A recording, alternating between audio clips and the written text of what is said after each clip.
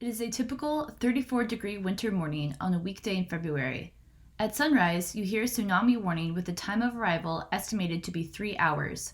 You learn from the news that a series of very strong earthquakes have occurred along the Cascadia subduction zone off the coast of the state of Washington. These earthquakes generated an extremely large tsunami, which caused major damage to Seattle and southern British Columbia. Emergency officials have declared a state of emergency and asked residents to evacuate away from the coastal area. After a few hours, the tsunami wave arrives at Prince of Wales Island and the power goes out immediately. Many areas along the coastline, including the harbor, Petro Marine Wharf, and its tank farm and connecting roads are flooded. AT&T and local government officials expect that it will take a full week to repair severely damaged ports, roads, and energy infrastructure. However, the damages to refineries and ports in Washington and Vancouver are even severe.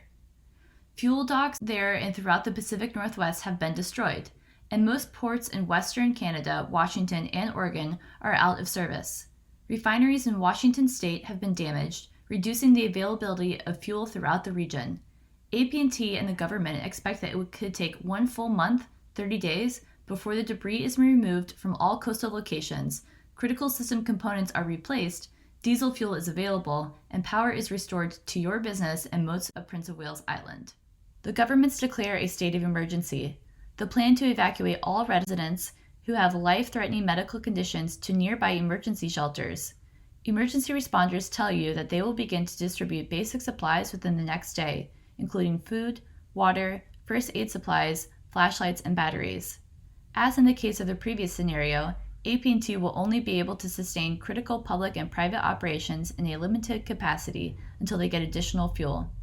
If you have generators or your oil and gas heating systems or wood-fired heaters, these could be used for heating. Your organization will encounter difficulties in receiving supplies for the first week or two as the port is severely damaged and many roads are not open. However, the supply chain disruption will be slowly resolved as restoration of the damaged port and roads occur.